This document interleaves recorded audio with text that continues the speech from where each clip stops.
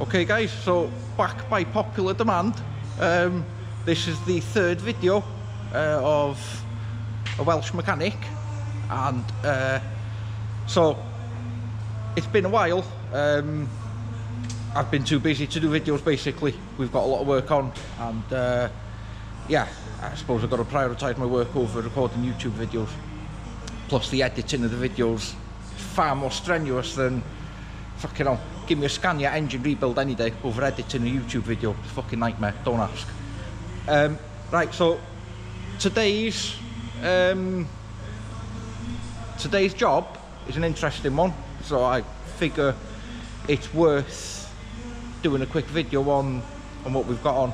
So the truck is this. She's a DAF LF 2012.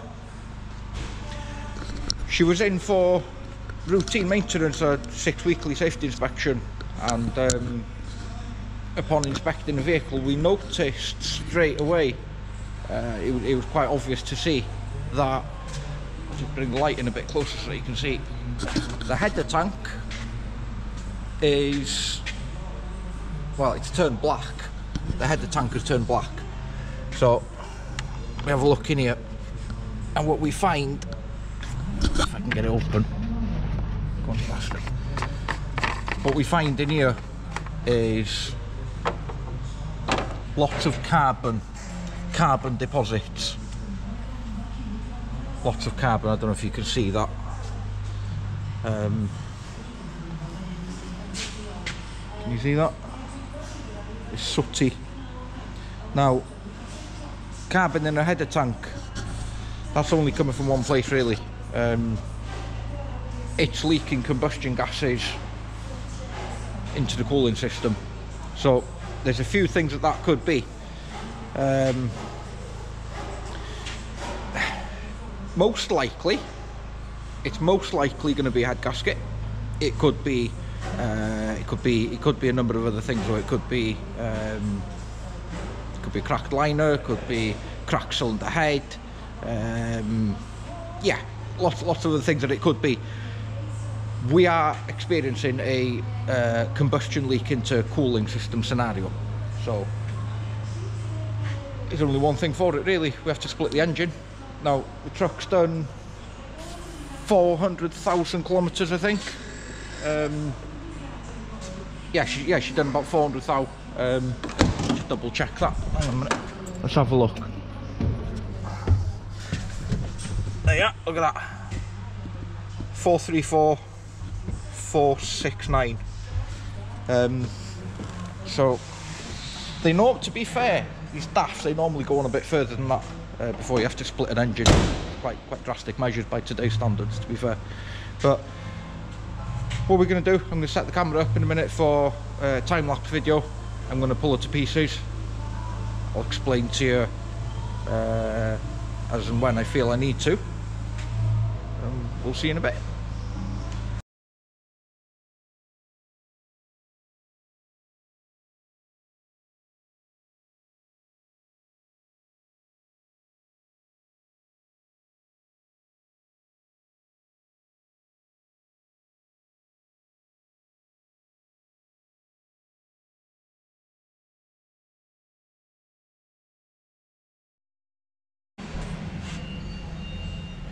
So 8 minutes to strip down the cylinder head on a DAF.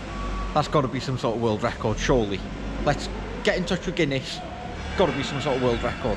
Never seen anything like it in your life. Right, so all jokes aside, heads off. There you go. There's your cylinder head. Nothing jumps out at me as being plainly obvious as to why she might be leaking.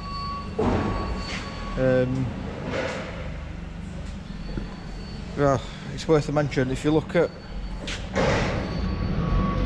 this head gasket, this is a multi-layer pressed steel gasket. See all these different layers? There's what, there's three layers there. Now They can leak, these gaskets can leak between the layers, and it's not always apparent where the leak is. That said, I can't guarantee that it's the gasket that's leaking. As I mentioned earlier, it could be a number of things. It could be a cracked liner, could be a hairline crack in the cylinder head. It is most likely going to be a gasket scenario, but for me to just rebuild it, having put a gasket in alone without sending the cylinder head away for pressure testing, would be very naive on my part. So for what it costs, that cylinder head will be getting thoroughly cleaned. I'm going to clean it up myself until she's immaculate, and then I'll inspect it, visually inspect it to the best of my abilities. If nothing's obvious, I'll send it away. She can get pressure tested. That'll get done for like 100 quid. It's worth doing it. And then, provided that comes back all alright, we'll be putting her back together with all new gaskets. Yeah, it's worth a mention that the symptoms that we found were definitely in their infancy.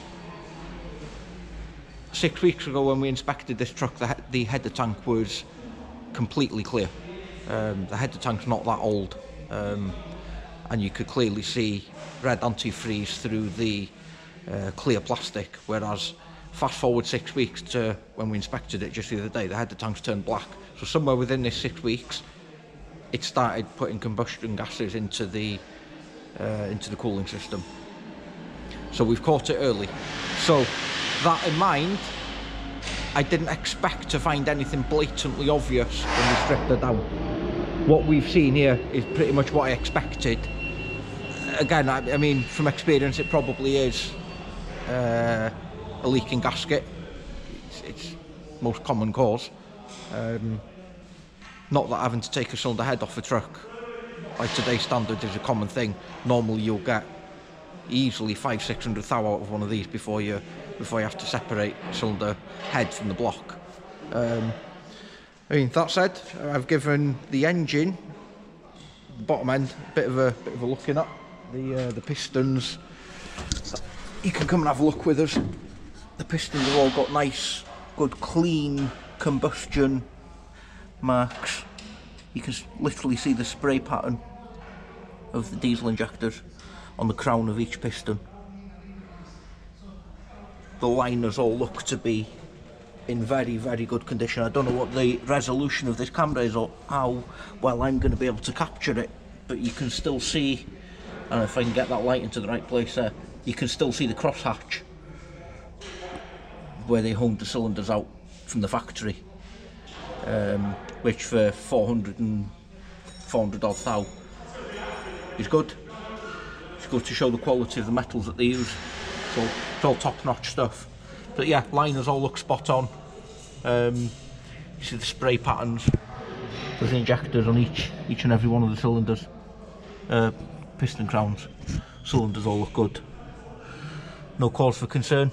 There's no obvious blowing marks on the